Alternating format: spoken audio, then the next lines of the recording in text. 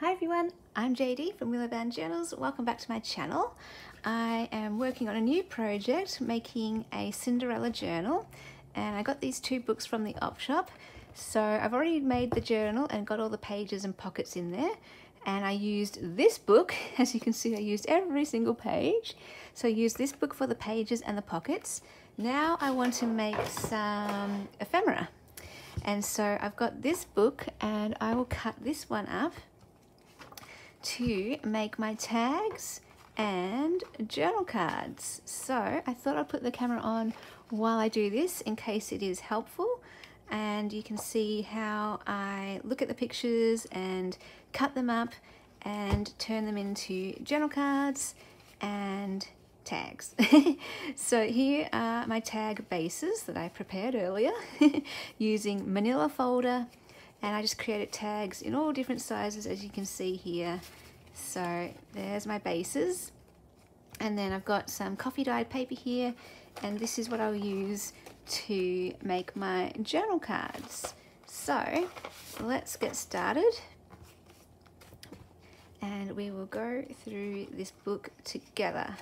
So let's have a look. Let's maybe put you on a tag. That would work well.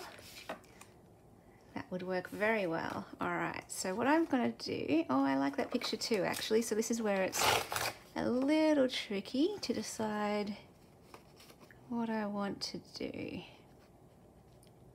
If I want that or if I want that.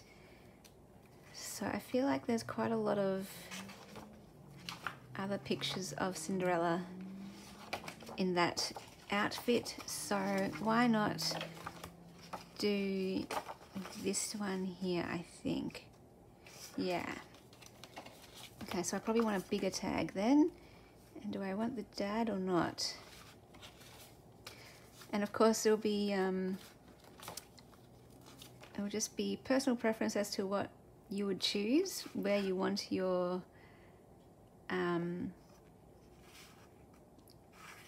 where you want to have your tag.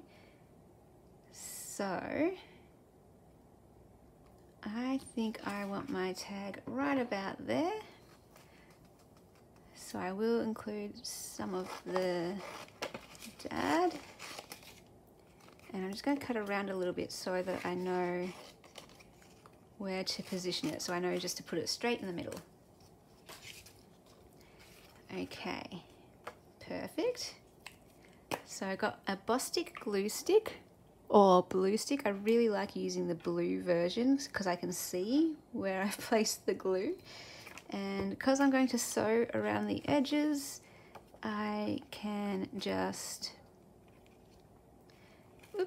I can just glue the inside of this like that, and we'll take that to the sewing machine later.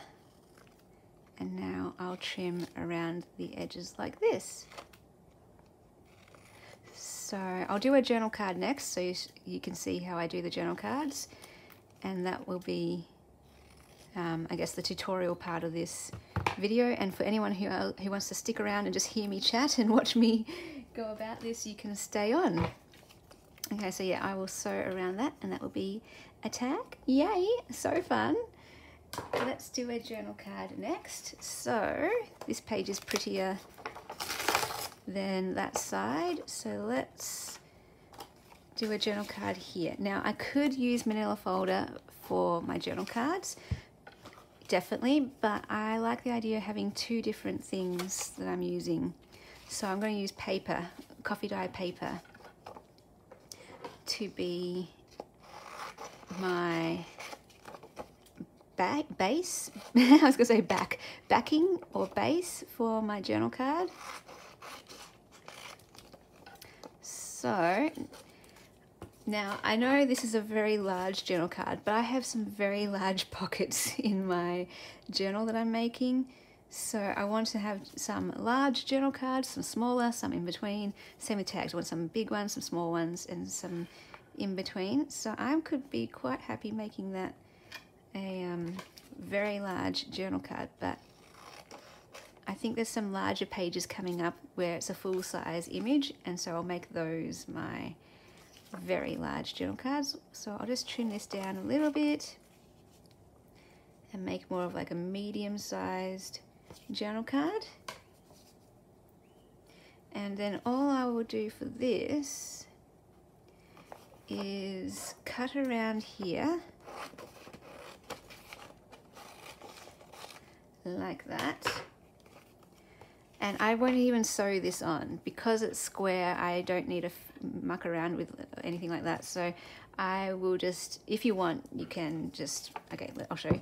You can just put a bit of glue there to hold it in place, but I don't bother with that. I just hold it there with my hands, take it to my sewing machine and stitch around the outside, and then I cut around it after I've sewn it.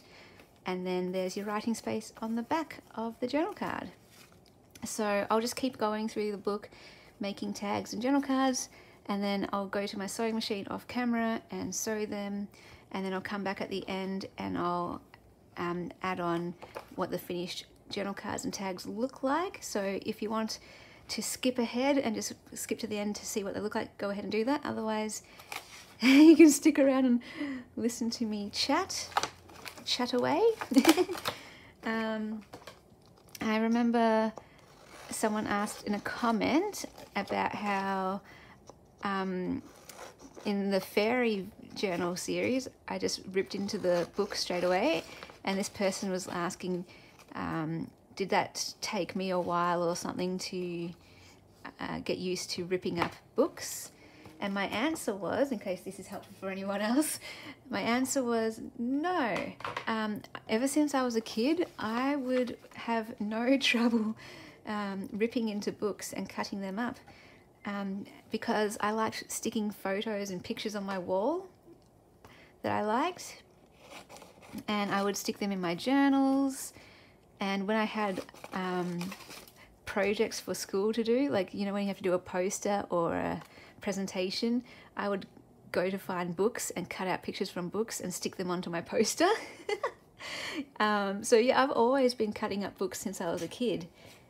So here's another journal card just to show you. For those who want to know, yeah, I'm going to put these journal cards and tags into pockets in my journal, whether they're pocket pages or ones I've made up with other pictures. So for example, I could cut this out, sew that onto the bottom of a page or the top of the page, and that's a pocket that I can put in a tag. So maybe I'll show that in a different video. If you're interested in that, I can show you that. Let's do this picture as a small journal card. So I guess anything that's horizontal, I'm going to make into a journal card. Anything that's vertical, I'll turn into a tag. So that will be a journal card. And then let's stick that here. Like that. So there's a smaller size journal card. And then I'll keep all of these little pieces too, because I can always use those in a different project. I could use it in this project, but I've already got enough embellishments and stuff. But I can definitely use those for a different project, or maybe even make up a pack. All right, now this one, I could probably do a tag, see? Yeah, that would be a nice tag, I reckon, like that. So what I'll just do is trim this, and I'll also trim around here just so I know where to place my tag. Where to place it on the tag. And get some glue. Oh, anyway, so what I was saying was when I was a kid, yeah, I'd always cut up books and things, and I always felt like it was making the book more special in a way. So if I found a book I liked with pictures I liked, by me cutting it up, it was, for me, enhancing the book, making it more special, because now I've used it, I've done something with it, and I've stuck it on my wall, or I've put it in my journal, which means, oh, this picture really meant something to me from this book, and I want to cut it up and show it off on my wall or show it off in my journal. And who knew that it would lead to junk journaling? It was like, I always think I was made to junk journal, because from a young age, I was cutting up books and taking out things that I liked and celebrating them on my walls or on my pages. And when I found junk journals, I was like, oh my gosh, I actually get to cut up books for a living. How exciting. Instead of getting in trouble for it. Yes, I did get in trouble for cutting up books when I was a kid. But now I feel justified in cutting up books. And I know everyone has, different opinions about cutting up books, and that's totally okay. Everyone can do their own thing and have their own opinions. It's just find what you want to do and then do it. And whatever that is, that's okay. If you want to preserve them as books and not cut them up, that's okay too, because that's how you enjoy them. That's how you feel like you're honoring them. For other people like me, I feel like I'm making them more special and getting more enjoyment out of them and celebrating them and honoring them if I can actually take them and use them in a creative new way. Of course, some books I won't cut because I just want to see the whole book as a whole, or for sentimental memories or something, or if I actually want to read the book, of course. But yeah, everyone will have different approaches, and everyone is just celebrating books the way they feel best in their own heart, I guess, and that's wonderful and awesome. We can celebrate all the different ways that people want to honor books. And I guess just from a young age, I've always loved to honor books by cutting them up. And now I get to do it for my profession, which is absolutely amazing. And that's why I always say, like, oh my goodness, this is all that stuff I did as a kid is coming into play now. So let me know in the comments as well if you're like me. I know how hard it can be to cut up books though as well. I do have some where I just like, no, I don't want to cut that up. I could probably get 2 tags out of this one here and a smaller one there. And same thing, like we'll all, for those of us who do want to cut up books, even for us, there'll be differences. 2 people can look at the same book and the 2 of us will want to cut out different parts of it and highlight different parts.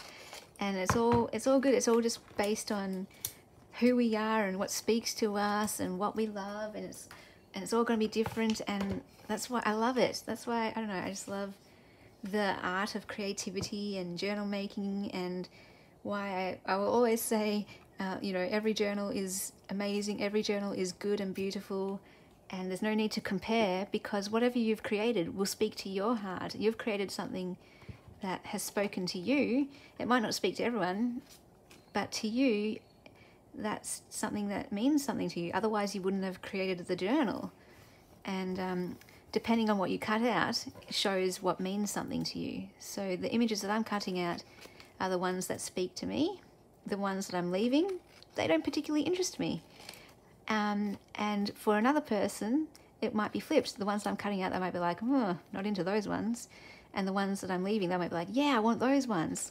And I love that we all have that different, we all have our differences, and we can just do what we love. And embrace it and enjoy it, and just I don't know, you can tell I'm a bit passionate about this. Just fully love what you do. Just fully love it and enjoy it, and don't worry about comparing your work to others, or judging yourself against other people's masterpieces. I know it can be hard. I know I can look at other people's work and be like, oh my goodness, that is just so amazing and talented, and I'll never be able to create something like that. But it doesn't matter because we're just creating something that makes us joyful. Oh, I forgot where to cut this, so let's cut that around there so I know to place that over here. So I've got this thing at the moment where I'm just like, don't let anyone rob your joy in whatever you create and in whatever you share.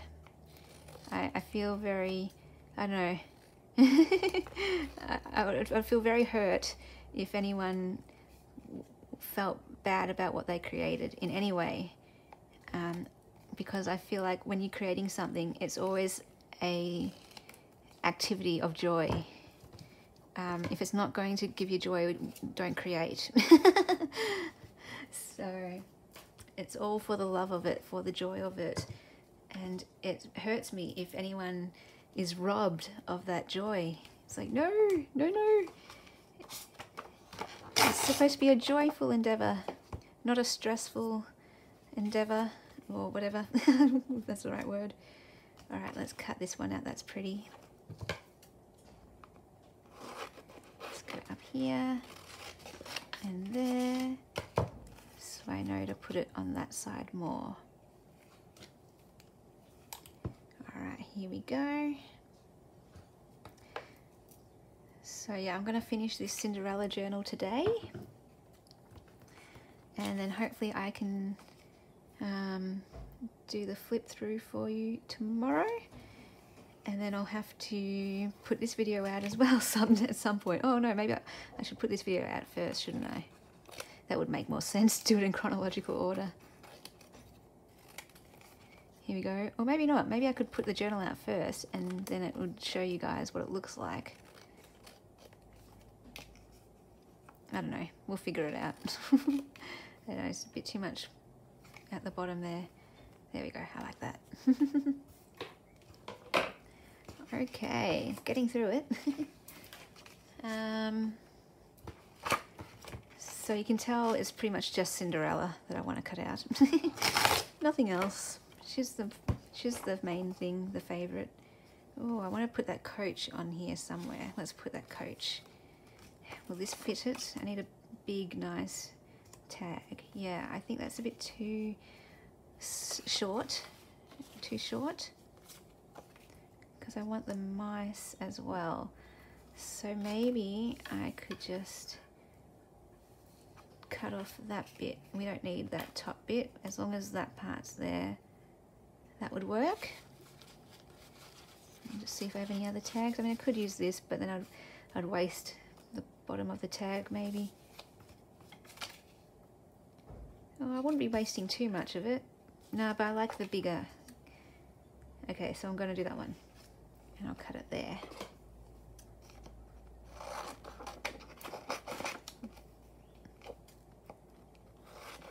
There we go. And then I'll just, oh no, I know where to stick that now.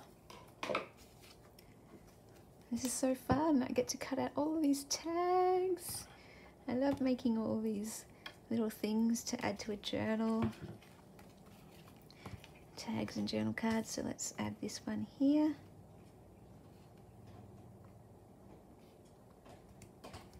There we go. Trim around that.